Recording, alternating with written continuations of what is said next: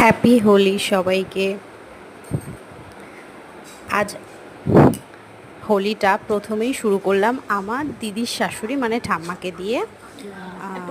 ওনার পায়ে না না না না আবির, গালে মিষ্টি, এগুলোই সকলকে দিয়েছি, বাড়ির সকলকে। তোমরাও জানিও তোমরা কিভাবে তোমাদের হ্যাপি হোলিটা সেলিব্রেশন করলে। আর এই যে গোমাতা আমাদের বাড়িতে আছে, ওকেও দিয়ে মানে ওনাকেও দিয়েছি আবির। উনিও বেশ মাথা উঁচু করে নিয়েছে। আর এই যে ছেলে মেয়ে মানে ওরা তো খেলাতে ব্যস্ত। আর এই আমার কর্তা মশাইকেও একটু আবির মাখিয়ে দিলাম। তারপর এই যে স্পেশাল আজকে হোলির দিনে যে ঝোলটা হলো সেটা খাওয়া হলো। তারপরে এই ছেলে মেয়েকে নিয়ে একটু আগেকার দিনে আমরা যেগুলো চেপেছি পাতার কি বলে এটাকে,